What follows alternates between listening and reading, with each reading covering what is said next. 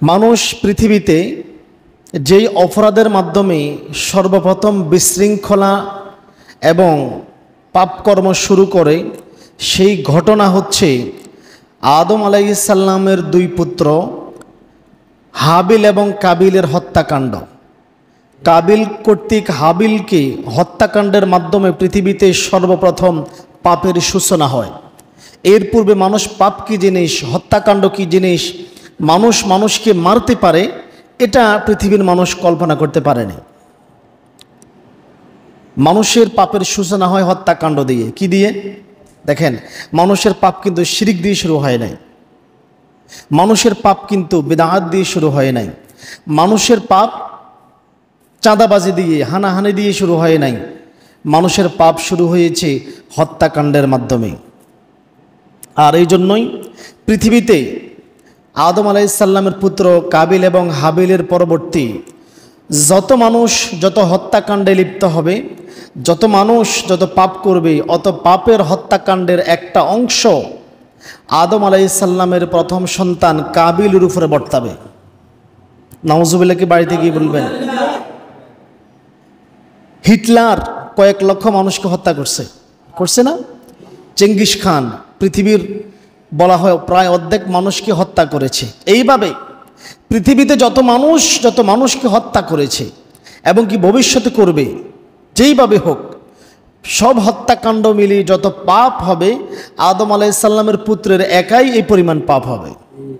আল্লাহ নবীর হাদিস থেকে দেখি, সহিহ বুখারীর হাদিস থেকে জানা যায়, হযরতে আব্দুল্লাহ ইবনে ওমর রাদিয়াল্লাহু তাআলা আনহু বলেন, ক্বালা নবী সাল্লাল্লাহু আলাইহি ওয়াসাল্লাম, আল্লাহর নবী সাল্লাল্লাহু আলাইহি ওয়াসাল্লাম বলেছেন, লা তুকতালু নাফসুন যুলমান, কোনো ব্যক্তিকে যদি অন্যায়ভাবে জুলুমভাবে হত্যা করা হয়, কোনো ব্যক্তি কোনো অপরাধ করে নাই, অপরকে হত্যা করে নাই, জমিনে বিশৃঙ্খলা বিদ্রোহ করে নাই, এই অপরাধগুলি ছাড়া যদি কোনো মানুষকে হত্যা করা হয়, ইল্লা কানা আলা ইবনে আদম আল আউয়ালি কিফলুম মিন দিমাইহা, তাহলে সেই পাপের একটা অংশ আদম আলাইহিস সালামের প্রথম সন্তান কাবিলের উপরে চাপিয়ে দেওয়া হবে।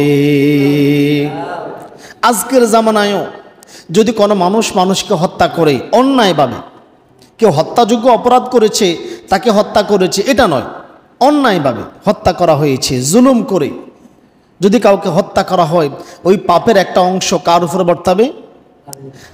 আদম আলাইহিস সালামের পুত্র প্রথম সন্তান কাবিলের উপর। অতঃপর আল্লাহর নবী বলেন, ওয়াযালিকা লিআন্নাহু আউয়ালু মান সান্নাল কতলা, কেননা কাবিলই সর্বপ্রথম পৃথিবীতে হত্যাকাণ্ডের অপরাধ চালু করেছে। কেন কাবিল এত অপরাধ পাপ, এতগুলি পাপ কাবিলের আমল নামায় লেখা হবে? সন্তান কোথা থেকে উৎপাদন হয় বলেন তো? মায়ের কাছ থেকে। মায়ের কাছ থেকে না, মায়ের কাছ থেকে 8-10 জন সন্তান জন্মগ্রহণ করে। মায়ের পরবর্তীতে সন্তানের যত সুখ দুঃখ সব কিছুর একটা অংশ কে পায়? মা পায় না? সন্তান অসুস্থ হলে মা কি খুশি হয়? মা কি কষ্ট পায় না? সন্তান যদি সুখে থাকে মা সুখে থাকে না? এই জন্য পৃথিবীতে সর্বপ্রথম যেহেতু হত্যাকাণ্ডের অপরাধ কাবিল চালু করেছিল, তাই পৃথিবীতে তিনি যেহেতু সূচনাকার, সকল হত্যাকাণ্ডের একটা অংশ আদম আলাইহিস সালামের পুত্র কাবিলের উপর চাপিয়ে দেওয়া হবে আর তাকে জাহান্নামে নিক্ষেপ করা হবে। আর অন্যায়ভাবে যদি কোনো মানুষকে হত্যা করা হয়, তাহলে সে যেন সকল মানুষকেই হত্যা করলো, সে যেন সকল মানুষকেই কষ্ট দিল। কেন বলেন তো? আমরা দৃষ্টান্তস্বরূপ বলি, বুঝবেন আপনারা, সহজে বুঝবেন। আমরা সবাই কোনো না কোনো পরিবারের অংশ না? এক পরিবারে 5 জন 6 জন 7 জন 8 জন সদস্য থাকে কি না? এই সদস্যগুলোর ভিতরে মাঝে মধ্যে ভাই দ্বন্দ্ব হয়, ভাই বোনের দ্বন্দ্ব হয় না? হওয়ার পরেও যদি আপনার ভাইকে কেউ রাস্তাঘাটে আঘাত করে, আপনি কি বসে থাকবেন? আপনি কি তাকে পাল্টা আঘাত করবেন না? করবেন না? কেন করবেন? সে আমার পরিবারের অংশ, সে আমার পরিবারের। অথচ আল্লাহ তাআলা বলতেছেন, হে মানুষ, ইয়া আইয়ুহান নাসুত্তাকু রব্বাকুম ইয়া আইয়ুহান নাস তাকু রাব্বাকুমুল্লাযী খলাকাকুম মিন নাফসিন ওয়াহিদা, আমি তোমাদেরকে একজন মানুষ থেকে সৃষ্টি করেছি। তাহলে পৃথিবীতে কিয়ামত পর্যন্ত যত মানুষ আসবে সবাই একটা পরিবারের অন্তর্ভুক্ত। সুবহানাল্লাহ বলবেন না?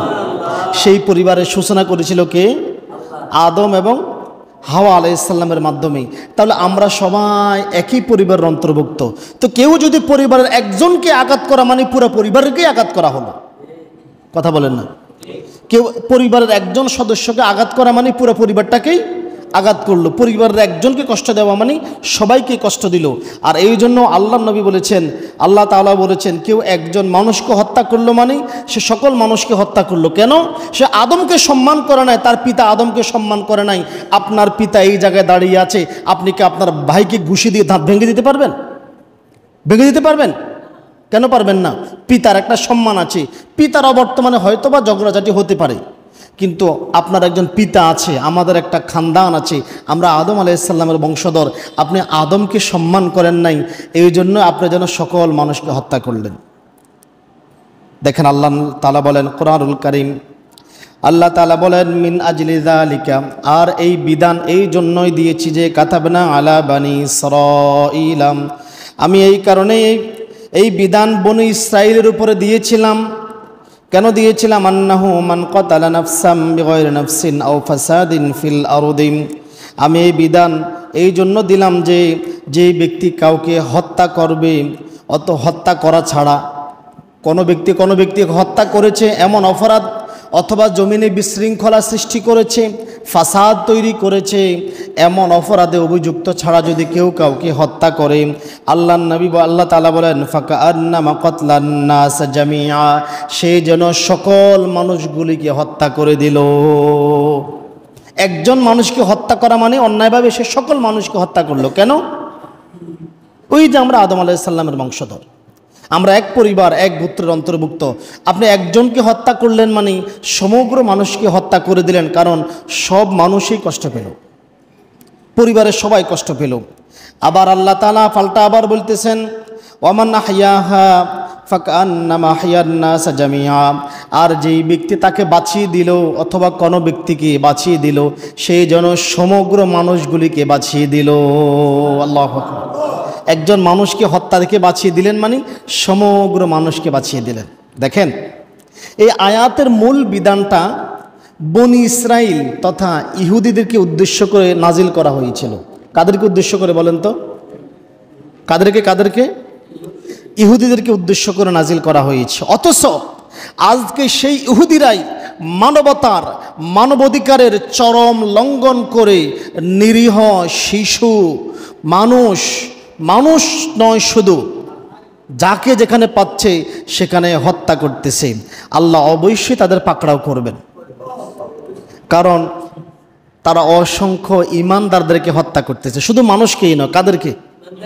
ঈমানদারদেরকে হত্যা করতেছেন আল্লাহর নিকট, যেটা সবচাইতে মারাত্মক অপরাধ, সবচাইতে বড় অপরাধ। রাসূলুল্লাহর হাদিস দেখি ইবনে মাজার থেকে হযরতে বারা ইবনে আযিব রাদিয়াল্লাহু তাআলা আনহু বলেন ক্বালান নবী সাল্লাল্লাহু আলাইহি ওয়াসাল্লাম, আল্লাহর নবী সাল্লাল্লাহু আলাইহি ওয়াসাল্লাম বলেছেন লাকাতলু মুমিনিন আযমু ইনদাল্লাহ, একজন মুমিনকে হত্যা করা আল্লাহর নিকট এত বড় অপরাধ যে মিন জাওয়ালিদ দুনিয়া ধ্বংস করাও এত বড় অপরাধের সমতুল্য নয়। দুনিয়া ধ্বংস করে ফেললে যেই পরিমাণ গুনাহ হবে তার চেয়ে অনেক বেশি গুনাহ হবে যদি কোনো মানুষকে অন্যায়ভাবে হত্যা করা হয়, কোনো মুমিনকে যদি অন্যায়ভাবে হত্যা করা হয়। কেননা দুনিয়ার চাইতেও আল্লাহর কাছে একজন মুমিনের মূল্য অনেক অনেক বেশি। এই পৃথিবীতে আমাদের গ্যালাক্সিতে লক্ষ লক্ষ কোটি কোটি গ্রহ নক্ষত্র আছে। সব গ্রহ নক্ষত্র, কিছু গ্রহ নক্ষত্র আছে স্বর্ণের তৈরি। এই পৃথিবীতে স্বর্ণ পাওয়া যায়, এটা কিন্তু পৃথিবীর বস্তু না, এটা আসমান থেকে কোনো গ্রহের সংঘর্ষে তৈরি হওয়া পদার্থ পৃথিবীর ভূভাগে প্রবেশ করছে। এটা দামি পদার্থ, স্বর্ণ হিসেবে ব্যবহার হচ্ছে। লোহা এই পৃথিবীর পদার্থ নয়, এটা খনিজ সম্পদ। আসমানের কোনো গ্রহ সংঘর্ষের ফলে এটা জমিনের ভিতরে প্রবেশ করেছে, এটাকে এখন আমরা ধাতব পদার্থ হিসেবে ব্যবহার করি। পৃথিবীতে এরকম দামি দামি অসংখ্য গ্রহ আছে, এরকম 2-4-500টা নয়, 1-1.5 কোটি, 2-4-5 কোটি, 10 কোটি গ্রহ যদি ধ্বংস করা হয়, আল্লাহর মহা সৃষ্টির কিচ্ছু হবে না, কিছুই হবে না। কেন? এই সকল গ্রহে একজন মুমিন বসবাস করে না। আরও সহজ করে বোঝেন, কেন আল্লাহর নিকট একজন মুমিন হত্যা করা এত বড় অপরাধ?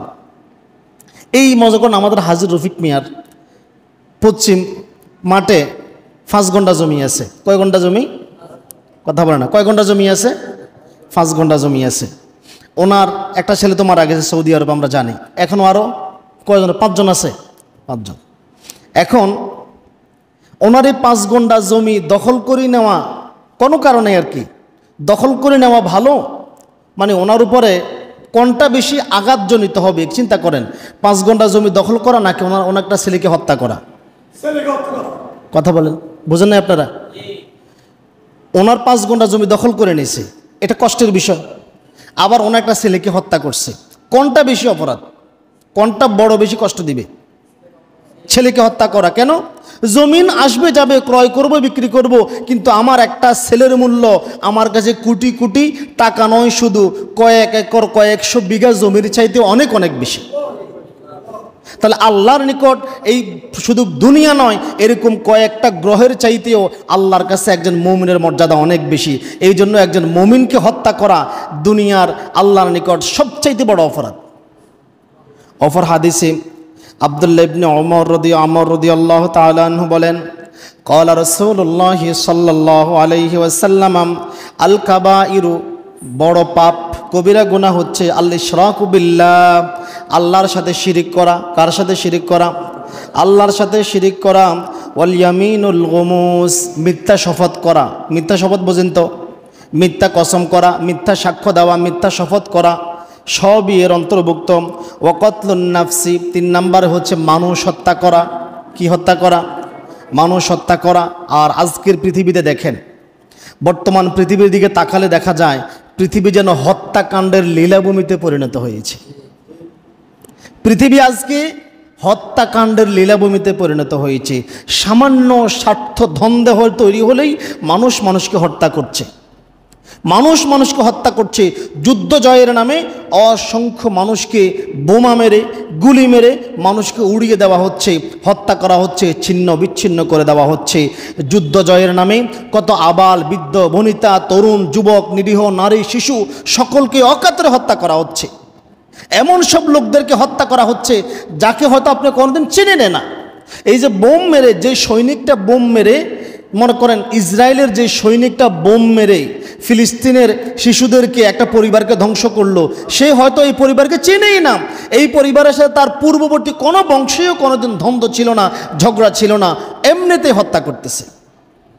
যুদ্ধ জয়ের নামে অসংখ্য নিরীহ মানুষকে হত্যা করা হচ্ছে, কোনো শত্রুতা ছাড়াই মানুষ মানুষকে হত্যা করতেছে, অকাতরে হত্যা করতেছে।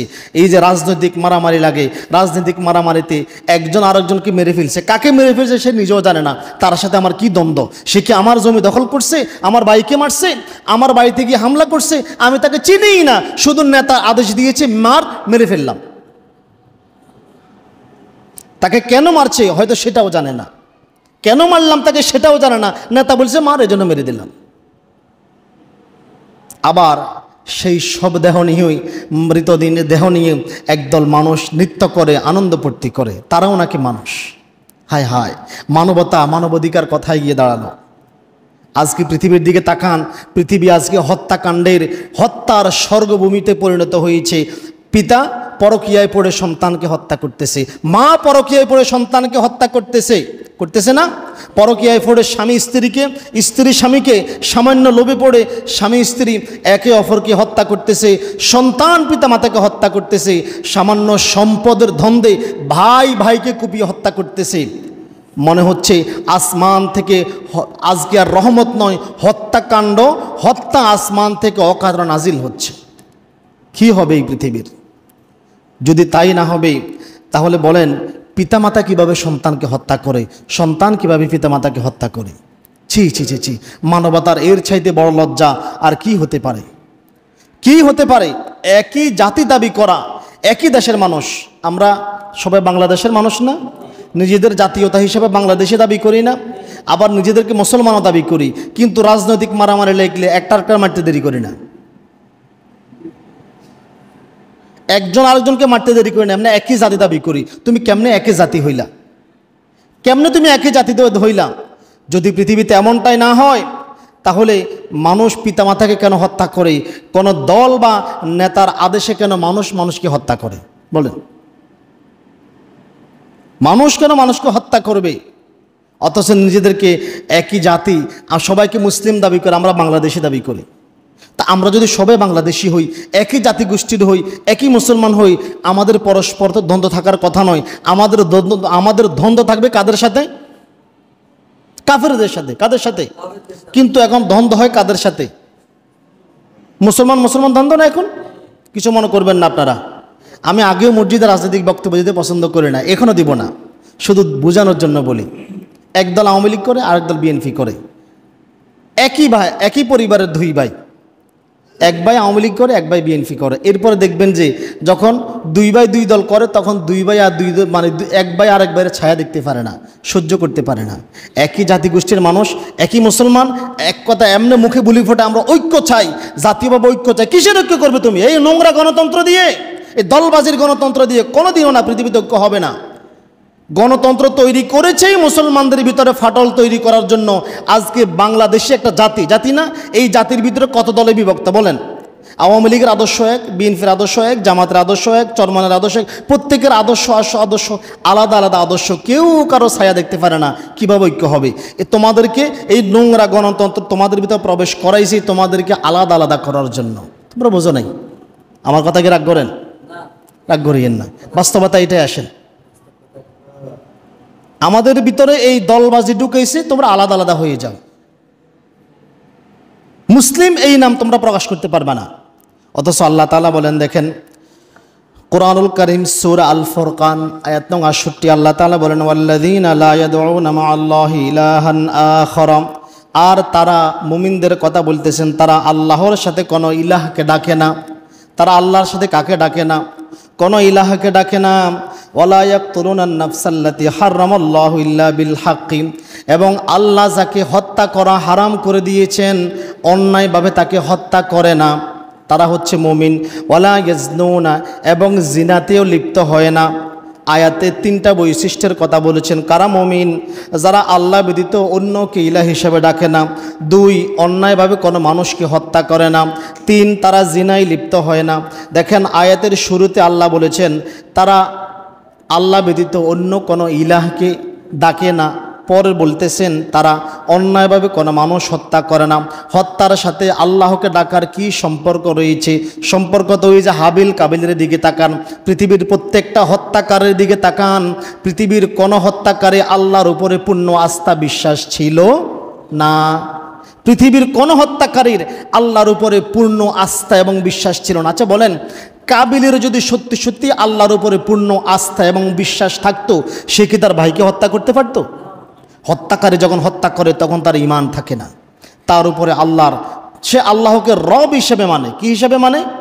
রব হিসেবে মানলেও সে নিজের প্রবৃত্তির দাসত্ব করে, সে নিজের লোভের দাসত্ব করে, সে নিজের অহংকারের দাসত্ব করে, সে ক্ষমতার দাসত্ব করে, সে তার নেতার দাসত্ব করে। আচ্ছা বলেন তো, আল্লাহ বলেছেন নামাজ পড়া ফরজ নাকি সুন্নত? বলেন তো, ফরজ না? তো মুয়াজ্জিন যখন ডাক দিল হাইয়া আলাস সালাহ, মসজিদের দিকে আসো, আমাদের সমাজের গ্রামের কয়েকজন মসজিদের দিকে আসছে নাকি? কিন্তু নেতা যখন ডাক দেয় সমাবেশ, এক সপ্তাহ আগের থেকে প্রস্তুতি শুরু, সমাবেশ, কথা বলেন না?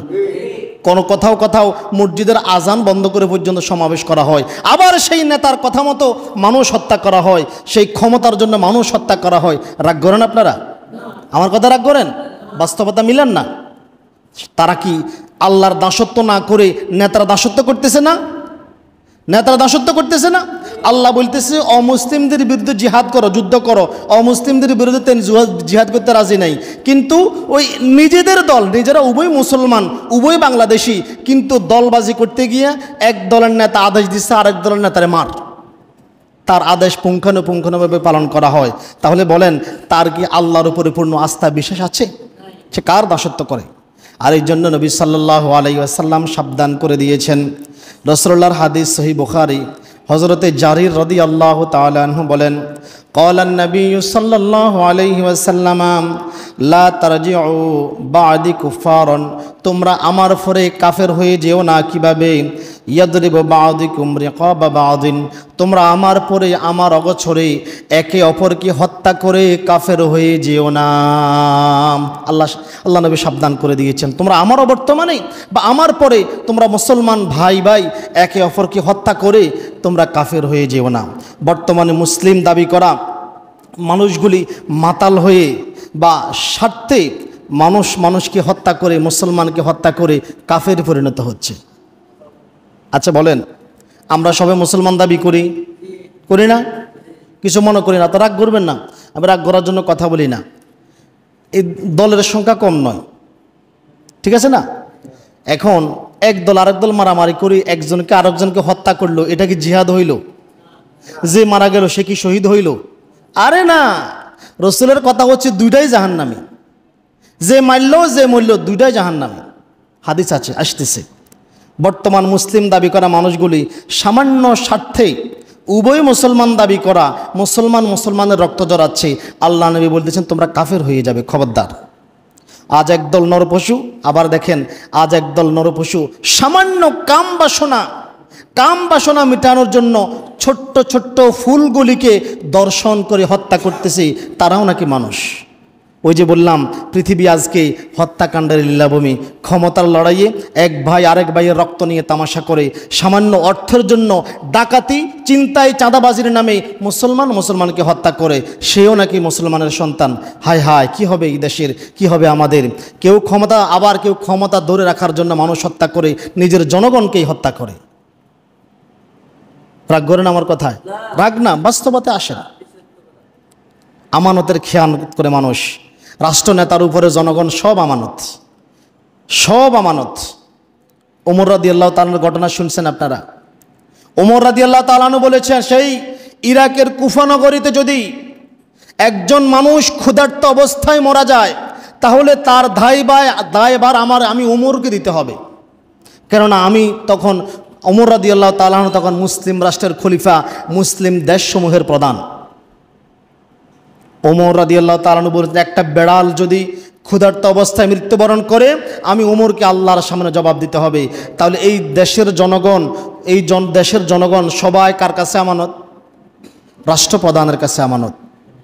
তিনি যদি আমানত রক্ষা না করেন কি হবে বলেন? নিজের পাপ, নিজের অপরাধ। এই যে দেখেন এত হত্যাকাণ্ড, আবার এই যে নিজেদের অপরাধ পাপ কেউ সংশোধন করে দেওয়ার জন্য কথা বলল, আলেম ওলামারা সংশোধনের জন্য কথা বলল, মার তাদেরকে হত্যা করে ফেল। হচ্ছে না? অসংখ্য আলেমদেরকে হত্যা করা হচ্ছে। কখনো আবার নিজের ব্যবসা প্রতিষ্ঠান, নিজের ব্যবসা বাড়ানোর জন্য খাবারে ভেজাল দিয়েও মানুষ হত্যা করতেছে। এটাও তো হত্যাকাণ্ড। বুঝেন না আপনারা? এটা হত্যাকাণ্ড না, এটা হচ্ছে নীরব ঘাতকভাবে হত্যাকাণ্ড। সূক্ষ্ম মাত্রায় মানুষকে হত্যা করা হচ্ছে খাবারের সাথে ভেজাল মিশিয়ে। যত সিগারেট ব্যবসায়ী আছে, যত টাকা হোলা, যত মোড়া হোলা, যত হেডমদারি কথা বলেন, সবগুলো হত্যাকারী। তারা মানুষকে একটু একটু করে বিষ দিয়ে হত্যা করে, মানুষকে তেলে হত্যা করতে যায়, সবাই হত্যাকারী। রাগ করেন আমার কথা? আমি রাগ করার জন্য বলি নাই, আপনারা বাস্তবতা আসেন। আবার বিচারের নামেও কত মানুষকে নির্বিচারে হত্যা করা হচ্ছে। নাম দিছে বিচার, আসলে বিচারের আশপাশেও নেই। আমরা ছোটবেলা থেকে স্কুল, কলেজ, মাদ্রাসায় মৌলিক অধিকার পড়েছি না? পড়েছি না? খাদ্য, বস্ত্র পড়ছি না? এগুলা মৌলিক অধিকার। আমরা মৌলিক অধিকার পড়াইছি, কিন্তু দেখেন পশ্চিমা শিক্ষা ব্যবস্থা এমনভাবে আমাদেরকে ধোঁকা দিয়েছে, আমাদেরকে মৌলিক অধিকার শিক্ষা দিয়েছে, কিন্তু আমাদেরকে প্রধান অধিকার শিক্ষা দেয় নাই। কোনো বইতে আপনি প্রধান অধিকারের শিক্ষা পাবেন না, মৌলিক অধিকার পাবেন। মানুষের প্রধান অধিকার হচ্ছে ন্যায় বিচার।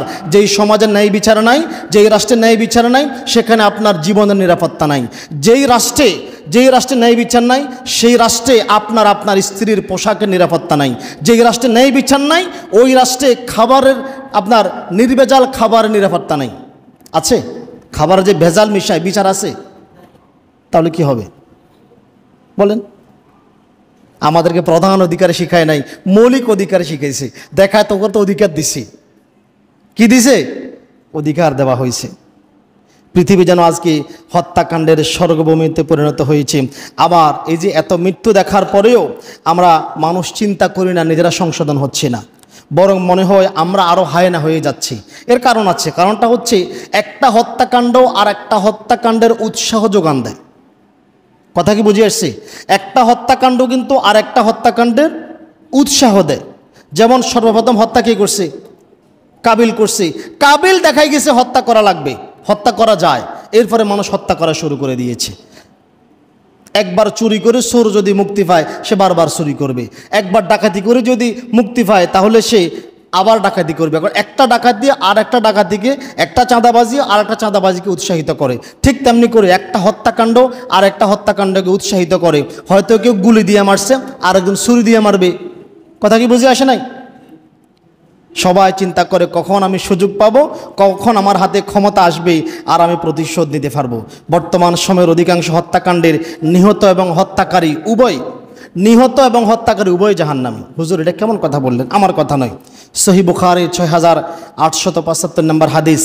হযরত আবু বকর রাদিয়াল্লাহু তাআলা আনহু বলেন, আমি আল্লাহর নবীকে বলতে শুনেছি, আল্লাহর নবী বলেন, যখন দুইজন মুসলমান একে অপরের বিরুদ্ধে অস্ত্র হাতে নেই, লড়াই করে এবং একজনকে হত্যা করা হয়, তখন হত্যাকারী এবং নিহত ব্যক্তি উভয় জাহান্নামে যাবে। সাহাবায়ে কেরাম বললেন, ইয়া রাসূলুল্লাহ, আমার কথা কি বুঝে আসে? বুঝেন আপনারা? কথা যদি না বোঝেন তাহলে পাপকর্মে আমরা একটা সময় জড়িয়ে যাব, নিজেরাও বুঝবো না।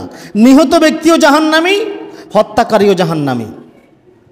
এখন সাহাবায়ে কেরাম জিজ্ঞাসা করলেন, ইয়া রাসূলুল্লাহ, নিহত ব্যক্তি তো, আরে হত্যাকারী তো অপরাধী বুঝলাম, হত্যাকারী কি অপরাধী বুঝলাম, সে হত্যা করলো, নিহত ব্যক্তির কি অপরাধ?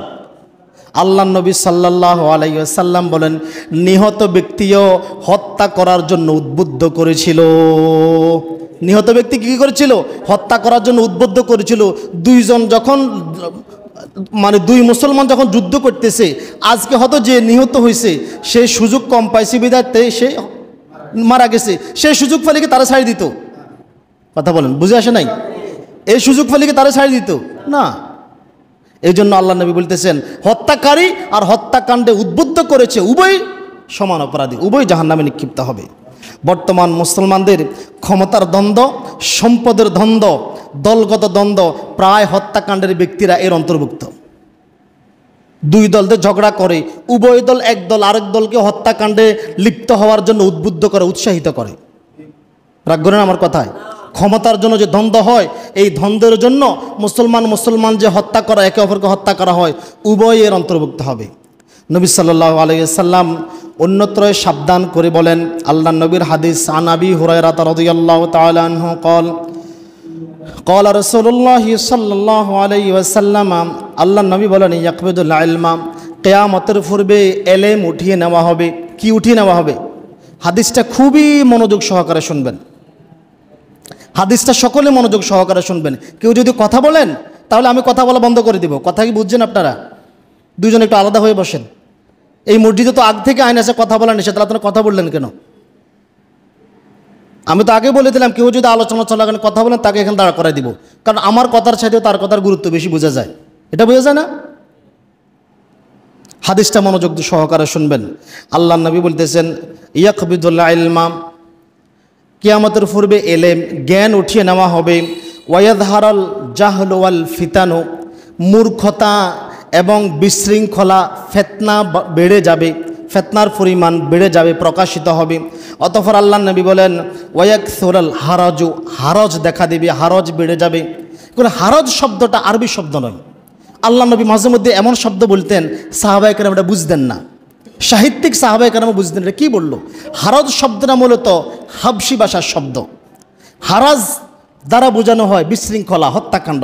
এখন সাহাবায়ে কেরাম জিজ্ঞাসা করলেন, কিলা ইয়া রাসূলুল্লাহ ওয়া মাল হারাজু, হে আল্লাহর নবী, হারাজ কি জিনিস, হারজ কি? আল্লাহর নবী তখন, আবু হুরায়রা রাদিয়াল্লাহু তাআলা আনহু বলেন, ফাকালা হাকাযা বিয়াদিহি ফাহাররাফাহা, আল্লাহর নবী তখন হাত দিয়ে ইশারা করে এটা বুঝিয়ে দিলেন, ফাকান্নাহু ইউরিদুল কতল, হারাজ মানে হচ্ছে সর্বব্যাপী হত্যাকাণ্ড। আজকে পৃথিবীর দিকে তাকান, আমার মনে হচ্ছে আল্লাহর নবী যে হারজ বেড়ে যাবে, এই হারজের যোগটা মনে হয় এটাই মনে হচ্ছে হারজের যোগ। সর্বব্যাপী হত্যাকাণ্ড। প্রত্যেক দিন মিডিয়া খোলেন, ফেসবুকে যান, সোশ্যাল মিডিয়া যান, পত্রিকা পড়েন, আমার মনে হয় দৈনিক, এই শুধু বাংলাদেশের কথা বলেন, পৃথিবীর কথা বাদ দেন, দৈনিক বাংলাদেশেও গড়ে 50-60টা 100 হত্যাকাণ্ড হচ্ছে, হত্যাকাণ্ড হচ্ছে। হায় হায়, কি হবে আমাদের? আল্লাহ তাআলা আমাদেরকে হেফাজত করুক, সকলে বলি আমিন। আমাদেরকে হত্যাকাণ্ডের মতো, এই যে দুই মুসলিম ভাই ঝগড়া মারামারির পূর্বে আল্লাহ তাআলার বাণী, হাদিস, কোরআন থেকে সাবধানতা অবলম্বন করবেন। খবরদার, দুই মুসলমান ভাই একে অপরকে হত্যা করে জাহান্নামে নিক্ষিপ্ত হবেন না। দেখেন, কিয়ামতের দিন সর্বপ্রথমে হত্যাকাণ্ডের বিচার হবে। ফৌজদারি মামলা বোঝেন তো? ফৌজদারি দেওয়ানি মামলা আছে না? দেওয়ানি মামলা হচ্ছে জায়গা জমিন সম্পর্কিত মামলা, আর ফৌজদারি হচ্ছে অপরাধ সম্পর্কিত মামলা। কিয়ামতের দিন ফৌজদারি মামলার সর্বপ্রথম বিচার হবে হত্যাকাণ্ডের। আল্লাহ নবীর হাদিসেও আছে, আল্লাহ নবী সাল্লাল্লাহু আলাইহি সাল্লাম বলেছেন, আউয়ালু ইয়াকদি বাইনান নাসি ফিদ দিমাই। কিয়ামতের দিন সর্বপ্রথম হত্যাকাণ্ডের বিচার হবে। কেন হত্যাকাণ্ডের বিচার হবে? কারণ পৃথিবীর সর্বপ্রথম অপরাধ কি ছিল? ভুলে গেছেন? পৃথিবীর সর্বপ্রথম অপরাধ কি ছিল? হত্যাকাণ্ড। আর এই জন্য সর্বপ্রথম বিচারও কিসের করা হবে? হত্যাকাণ্ডের বিচার করা হবে। হে মুসলিম জাতি, আসুন হত্যাকাণ্ড, হানাহানি, মারামারি থেকে আমরা বেঁচে থাকি। যদি আজকে বাঁচতে না পারি, তাহলে বিশ্বাস করেন কিয়ামতের দিন আপনার আমল নামায় নামাজের নেকি থাকবে, যাকাতের নেকি থাকবে, হজের নেকি থাকবে, কিন্তু কিয়ামতের দিন আপনি দরিদ্র হয়ে যাবেন, গরিব হয়ে যাবেন। আল্লাহ নবীর হাদিস থেকে জানা যায়, আবু হুরায়রা রাদিয়াল্লাহু তাআলা আনহু বলেন, সর্বশেষ হাদিস, আল্লাহ নবী একদা সাহাবীদেরকে উদ্দেশ্য করে বললেন, ও আমার সাহাবীরা, তোমরা বলতে পারো তো আমাদের মধ্যে সবচাইতে নিঃস্বকে? সাহাবায়ে কেরাম বললেন, ইয়া রাসূলুল্লাহ, আমাদের মধ্যে সবচাইতে নিঃস্ব হচ্ছে ওই ব্যক্তি যে সবচেয়ে দরিদ্র, যার কোনো সম্পদ নেই, সহায় সম্পদ নেই, কোনো অর্থ উপার্জনকারী নেই, সেই হচ্ছে সবচাইতে গরিব। আল্লাহ নবী সাল্লাল্লাহু আলাইহি ওয়াসাল্লাম বলেন, আমার উম্মতের সবচাইতে বড় দারিদ্র হচ্ছে ওই ব্যক্তি, যেই ব্যক্তি কিয়ামতের দিন নামাজের নেকি নিয়ে উঠবে, যাকাতের নেকি সহকারে উঠবে, হজের নেকি সহকারে উঠবে, কিন্তু এই পৃথিবীতে সে অন্যায়ভাবে মানুষ হত্যা করা, চাঁদাবাজি করা, অন্যায়ভাবে মানুষের উপর জুলুম করা, মানুষের সম্পদ দখল করার অপরাধ নিয়ে উপস্থিত হবে। আর তার আমলগুলি থেকে, তার নামাজ, যাকাত, হজ, অন্যান্য আমলগুলি থেকে ওই যে যাদের উপরে জুলুম করেছিল, যাদেরকে হত্যা করেছিল, তাদেরকে দিয়ে দেওয়া হবে। একটা সময় তার অ্যাকাউন্টে আর কোনো ব্যালেন্স থাকবে না, নেকি থাকবে না। তখন ওই যে যাদের উপরে জুলুম করেছিল, তাদের পাপগুলি তার উপরে চাপিয়ে তাকে জাহান্নামে নিক্ষেপ করা হবে। অতএব হে মুসলমান, সাবধান হয়ে যান। আল্লাহ তাআলা আমাদেরকে হত্যাকাণ্ডের মতো অপরাধ থেকে হেফাজত করুক, সকলে বলি আমি।